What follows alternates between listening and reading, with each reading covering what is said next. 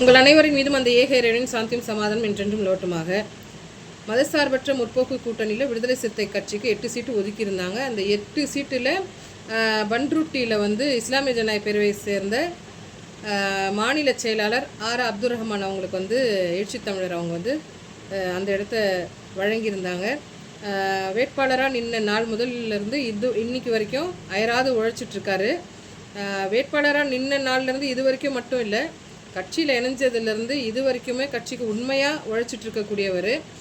அதாவது யாருடைய பார்வையிலையும் அவர் பண்ணுற விஷயம் எதுவுமே தெரியலனாலும் சோஷியல் மீடியாவோ இல்லை இந்த வீடியோஸ்லேயும் அவர் பெருசாக வெளிப்படலைனாலும் அவருடைய பணி கட்சியில் இருக்கக்கூடிய எல்லாருக்குமே தெரியும். அவர் எப்பேற்பட்ட ஃபீல்டு ஒர்க்கர் அப்படின்னு சொல்லிட்டு வேட்பாளராக அவரை அறிவிக்கும் போது எவ்வளோ பிரச்சனை வந்துச்சுன்னு எல்லாருக்குமே தெரியும். கொஞ்சம் நஞ்ச பிரச்சனையை தாண்டி வரல. அவர் கட்சியில் பயணிக்கும் போது கூட தலைவரோட இணைஞ்சு பயணித்து எவ்வளோ சிரமம்லாம் வந்திருக்கோ அதெல்லாம் தாண்டி அதை கடந்து இது வரைக்கும் அவர் நிற்கிறாரு. நிறைய இஸ்லாமிய அமைப்புகளெல்லாம் கொண்டு இணைக்கிறதுக்கு நிறைய வழி வகுத்தார். நிறைய இஸ்லாமியர்கள்லாம் இணைஞ்சாங்க, நிறைய நிகழ்ச்சிகள்லாம் நடத்தினாங்க. இதெல்லாம் நம்மளுக்கு தெரியும். அவர் எந்த அளவுக்கு கட்சிக்காக பாடுபட்டிருக்கிறாரு அப்படிங்கிறது நல்லாவே தெரியும். அப்படி இருக்கும்போது மற்றவங்களுக்கு சீட்டு கொடுக்கும்போது கூட சீனியராக இருந்தாலும் அவங்களுக்கு வழி விட்டு இவர் பொறுமை காத்து இன்றைக்கி அவருக்கு அந்த வெற்றி வாய்ப்பு கிடச்சிருக்கு. இது சாதாரணமான விஷயம் கிடையாது. எத்தனையோ இஸ்லாமியர்கள் இருக்கும்போது தலைவர் அப்துல் ரஹ்மான் அவங்களை தேர்ந்தெடுத்து கொடுத்துருக்காங்கன்னா அது சாதாரணமான விஷயம் கிடையாது. ஆனால் இவ்வளோ சிரமத்தை எல்லாம் தாண்டி ஒரு வேட்பாளராக நின்று இன்றைக்கு வரைக்கும் நல்ல ஒரு பணியை செஞ்சிட்ருக்கக்கூடிய இஸ்லாமியரான ஆர் அப்துல் ரஹ்மான் அவங்களுக்கு எப்படியாச்சும் அவங்கள தேர்தலில் அவங்க தோல்வி அடையணும் அப்படிங்கிறதுக்காகவே இந்த சதி வேலை நடந்திருக்கு. என்ன சதி வேலை நடந்திருக்கு அப்படின்னா, பிரச்சாரத்தின் போது ஒரு விஷயத்த பேசியிருக்காங்க. என்ன விஷயம் பேசியிருக்காங்கன்னா, அதாவது இதுக்கு முன்னாடி எல்லாம் தலித்களுக்கும் இஸ்லாமியர்களுக்கும் நெருக்கம் இல்லை, அவங்க சில முரண்பாடுகள் இருந்துச்சு. இது எதனால் இருந்துச்சுன்னா ஆர்எஸ்எஸ் உள்ள ஊடுருவி இந்த பிளவுகளை ஏற்படுத்துது அப்படின்னா இப்போ நம்ம விடுதலை சிறுத்தையில் இருக்கக்கூடிய நிர்வாகிகள்லாம் சிறுத்தைகள்லாம் ரொம்ப பக்குவப்பட்டிருக்காங்க. எதனாலன்னா எழுச்சி தமிழர் அவங்களுடைய பயிற்சி பாசறையில் பயிற்சி பெற்றவங்க இதெல்லாம் எழுச்சி தமிழர் வந்ததுக்கு அப்புறமா தான் இதெல்லாம் சரியாச்சு அப்படிங்கிற ஒரு விஷயத்த பேசியிருக்காரு.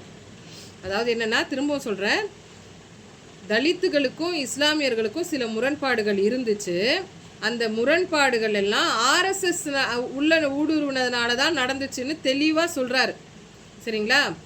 இப்போ இருக்கக்கூடிய சிறுத்தைகள் எல்லாம் பக்குவப்பட்டிருக்கிறாங்க. இன்றைக்கி சகோதரத்துவத்தோடு இருக்கிறாங்க. எதனாலனா எழுச்சி தமிழர் ஒவ்வொரு வாட்டியும் இஸ்லாமியர்கள் நம்ம தொப்புள்குடி உறவுகள், நம்ம தொப்புள்குடி இது மாதிரி பேசி சொல்லி அவங்களெல்லாம் சரியான பாதைக்கு கொண்டு வந்தார். இஸ்லாமியர்களோட இணக்கமாக இருக்கக்கூடிய அளவுக்கு மாற்றி இருக்கிறாரு அப்படிங்கிறத தெளிவாக பேசியிருக்கிறாரு. ஆனால் அதாவது தப்பான ஒரு வார்த்தை சொல்லி தான் சொல்லணுன்ட்டு தோணுது. இருந்தாலும் நம்ம விடுதலை சிறுத்தை கட்சியில் இருக்கிறோம். அந்த ஒரு நம்ம எது ஒரு பேசினாலும் அந்த கட்சியை தான் போய் சேரும் அப்படிங்கிற ஒரு காரணத்தினால ரொம்ப மரியாதையோடு நான் பேசுகிறேன். என்னென்னா, இந்த பாலிமர் ஊடகம் இருக்குது பார்த்தீங்களா, அந்த ஊடகத்துக்கு விடுதலை சிறுத்தை கட்சி மேலே அப்படி என்னதான் ஒரு காழ்ப்புணர்ச்சின்னு தெரியல, அப்படி என்னதான் ஒரு வன்மம்னு தெரியல, இல்லை வேற என்ன சொல்ல தோணுது ஆனால் சொல்ல முடியாது பாருங்கள். அப்படியெல்லாம் என்ன இருக்குன்னு தெரியல இந்த பாலிமர் ஊடகத்துக்கு.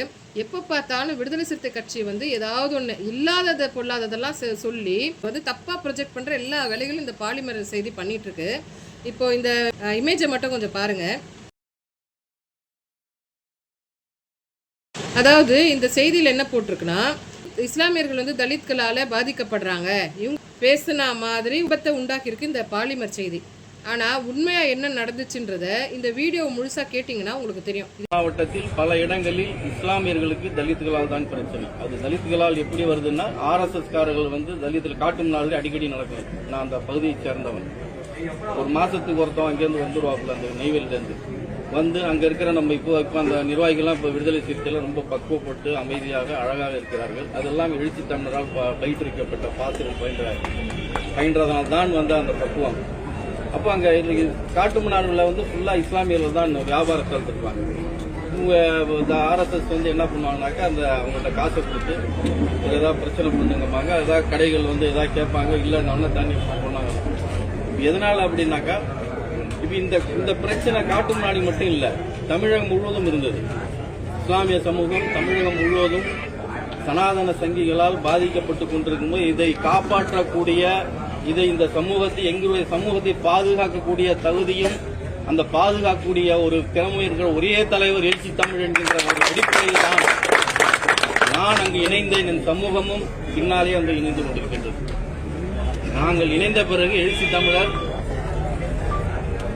இஸ்லாமியர்கள் நம்முடைய தொப்புள் கொடி உறவுகள், அவர்களை பாதுகாப்பது எங்களுடைய கடமை என்று சொல்லியே இந்த ஒவ்வொரு நிர்வாகிகளையும் பக்குவப்படுத்தி நம்மை வந்து இந்த இடத்துல வந்து நம்ம என்னுடைய சமூகத்தையும் ஒன்றிணைந்து இருக்கின்றார். எப்பேற்பட்ட ஒரு ஊடகமா இருக்கு பாத்தீங்களா?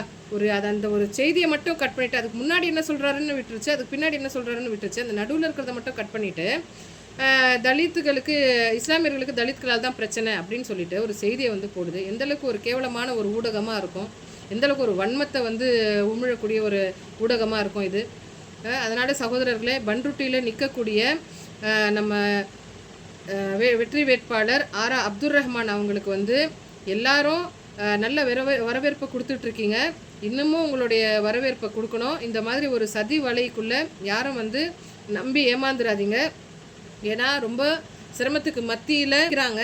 இது வந்து மக்களுக்கு நல்லது செய்யணும் அப்படிங்கிற ஒரே ஒரு நோக்கத்துக்காகவும் பிஜேபி உள்ள எக்காலத்து கொண்டும் உள்ள வந்துடக்கூடாது, ஆர்எஸ்எஸோடைய சித்தாந்தம் எந்த காலத்துலேயும் பழிக்கக்கூடாது அப்படிங்கிற ஒரு நோக்கத்தோடு தான் நம்ம வந்து மதசார்பற்ற முற்போக்கு கூட்டணியோட இணைஞ்சு வெற்றி பெறணும் அப்படின்னு நம்ம வந்து இறங்கி ஒர்க் பண்ணிகிட்ருக்கோம். அதனால் அது வெற்றி பெறணும். இந்த மாதிரி தவறான செய்திகளெல்லாம் நீங்கள் வந்து புறக்கணிச்சிட்டு நம்ம வெற்றி வேட்பாளரான ஆரா அப்துல் ரஹ்மான் அவங்களுக்கு வந்து உங்களுடைய வாக்குகளை பதிவு பண்ணணும் அப்படின்னு சொல்லிட்டு சுகமான ஒரு வெற்றியை பெறணும் அப்படின்னு சொல்லிட்டு அவங்க எல்லாரையும் கேட்டுக்கிறேன். நன்றி.